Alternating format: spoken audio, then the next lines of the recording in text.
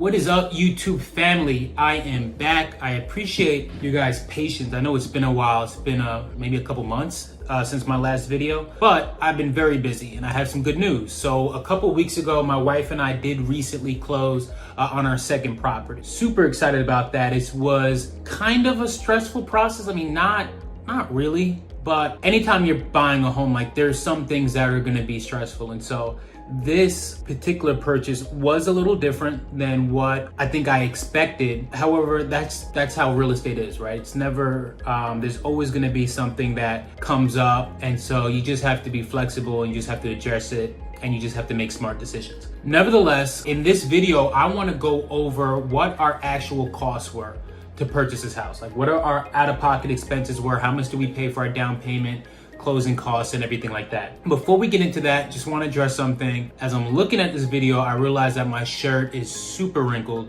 So I just want to make sure that we understand that this is a judgment-free zone. I didn't iron my shirt, didn't really feel like it. I'm at home, like why am I ironing a shirt to be at home? Don't judge me, shirt's not ironed, whatever. Let's get into it. Yeah, they tryna at me, I'm running the race.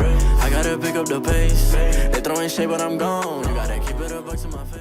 First things first, just to give you guys some framework before we get into the numbers, we purchased a 3-bedroom, 2.5-bath townhome in PG County, Maryland. It's a bank-owned property that we got for $310,000. Our interest rate, not that that factors into our out-of-pocket expenses, but our interest rate for this property was 3.99, and we purchased this property with the intention of it being owner occupied. With that being said, let's get into the numbers. As you guys may know, when you're purchasing a property, there are typically gonna be 4 times that you come out of pocket. The first time is gonna be for the earnest money deposit. That's a check that you write when your offer is accepted.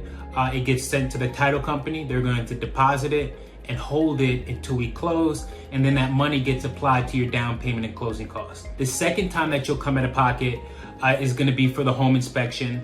That's paid for at time of service directly to the home inspector. The third time that you'll come out of pocket is going to be for the appraisal. That's paid to the bank, sometimes in the form of an application fee, but it gets sent to the appraisal company to pay for the appraiser. And then the fourth and final time that you'll typically come out of pocket during your real estate transaction is going to be at closing for your down payment and closing costs. So for earnest money deposit, we put down $4,000, which is a little higher than 1%, which is the norm in our area. For some context, we were up against multiple offers. Because it was a bank-owned property, they decided to list it on the MLS as well as the auction site. And so it took a while from back and forth with the bank, but we finally settled on our purchase price of $310. And it could have been that part of the factor for us winning was one, that we went conventional over FHA, and I'll get into why that could have been important to the bank a little later. And then our earnest money deposit, we put up $4,000, which is higher than 1%. Again, not a huge amount. I mean, there could have been other people who put down $8,000 or more for the earnest money. We were comfortable with $4,000. And so that's what we did. For our home inspection, our home inspector is somebody that I've worked with many times before. He's actually was a home inspector on when we purchased our first property. And so he charged us $350 for our home inspection. The appraisal costs us $575. And so those 3 payments that I mentioned, the $4,000, the $350, and the $575, that was paid pretty much within that first week after our offer got accepted. Now, as I mentioned before, this was a bank-owned property. And so that doesn't necessarily affect how much we pay in closing costs or down payment or anything like that. But what it does mean is that as the seller, the bank is not going to pay for anything extra, right? And by extra, I mean the HOA docs. And so our townhome is located within an HOA, and typically the seller pays for the HOA docs in a typical transaction. The listing agent let us know up front, the bank is not doing it. So we had to reach out to the HOA company ourselves and pay for those HOA docs so we're able to review the rules and regulations and the financials before we close. That costs us $300. Another out-of-pocket expense that we incurred prior to closing was actually something that's a little unusual. So when we got our home inspection done, the home inspector found an active leak. As soon as he cut the water on to the property, water was actually coming out of the downstairs bathroom. And so what he had recommended to us was that we have a plumber come out, fix the pipe. That way we can run the water longer to make sure that there aren't any other leaks going on in the property.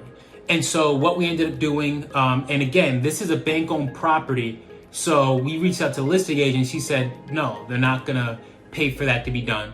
So I had my own plumber go out to the property. He cut a small hole in the wall, was able to go in, find the leak, fix it, and that cost us $550. Now I'm gonna be honest with you guys here. Typically, I wouldn't recommend doing work on a property that you don't own yet, right? Because if we didn't close on that property for whatever reason, we would have been out that $550. Now, we really wanted the property. I weighed the pros and the cons, and I said, look, I'm good with it. We finished the home inspection. Everything else was to our liking, pretty much. And so I knew that barring any issues with financing, we were gonna move forward with the property. And so we paid the $550 to the plumber, and we were pretty much good to go from there. After that happened, we actually had the appraiser come back out to the property, because when they went out initially, the water was off and they needed the water running in order to complete their appraisal report. The appraiser went back out, we got the final valuation. It actually came in higher than what we offered on the property, which was great for us. And so we were good to go. Now, because this was our second property, the lender said that the minimum down payment that we could put down is 5%. And so that's what we did. And so for our down payment, that cost us $15,500. So if you guys are keeping track, so far we have our total out-of-pocket expenses before the down payment was $5,775. Our down payment, which is paid at closing, is $15,500. That's 5% of $310,000. Our closing costs ended up coming a little higher than $17,000. I think the full number was $17,793. So that was closing costs on its own. So altogether, our down payment and closing costs were a little more than $33,000. Now, what was a little different with our situation is that I actually applied my commission to our closing costs. And so essentially I gave myself a credit. Instead of getting paid for the work as a real estate agent, I just said I got permission from my broker to apply that money so I can have a reduce out-of-pocket expenses at closing. We got that, and also we were able to get a lender credit, which reduced our closing costs by $10,000. We ended up paying a little over than $29,000 and that's our out-of-pocket expenses plus our down payment and closing costs. And so that's where we ended up. I know I threw a lot of numbers at you guys, so here it is. Our total upfront out-of-pocket expenses were $5,775.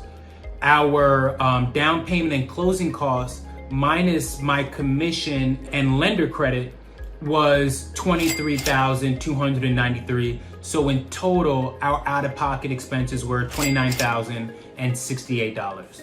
Now, everybody's scenario is different. A couple things I want to point out. Because this was a competitive scenario, we didn't get seller credit from the bank. It's something that we wrote into our initial offer, and through the back and forth, it was one of those things that came off the table. If we were able to get a seller credit, of course, that number would be a lot less. One thing I am grateful for is that our lender was able to get us a really great rate, and throughout this process, they were super flexible and helpful in getting those closing cost numbers as low as possible. And so it's important when you're working with your realtor and your lender and even your title company to really strategize about how you can get the numbers to work for you when you're purchasing a home. And so I hope this was helpful. I love to be as transparent as possible. So if you guys have any questions about this purchase or our first, let me know in the comments. In the description below, I will leave my lender's information in case you are in the DMV and looking to purchase a home. And I'll also leave my home inspector's information. Brian is my lender, Tori is my home inspector. So if you guys have any questions at all or would like to reach out to them directly, I'll leave their information down below. So you guys actually aren't gonna believe what happened. Literally 2 days after I finished recording this video and had it sent over to my editor, my lender's company reaches out and lets me know that the title company that the bank chose to do the transaction collected too much money for taxes that had to be paid to Prince George's County and the state of Maryland. When we reached out to the title company, they actually confirmed it was true and sent us a refund of $5,852. I was pissed. Am I happy that I got money back? Sure. But first of all, that's money that we shouldn't have paid in the first place. I'm thankful to Brian and his team at Prime Lending for catching this. The title company said this thing happens all the time. No, it doesn't. Tell the truth. Tell the truth. Either way, with the $5,000 refund, our total closing costs are actually $11,941, which is closer to the rule of thumb, which states that your closing costs are going to be estimated around 3 to 4% of the home's value. That's real estate for you.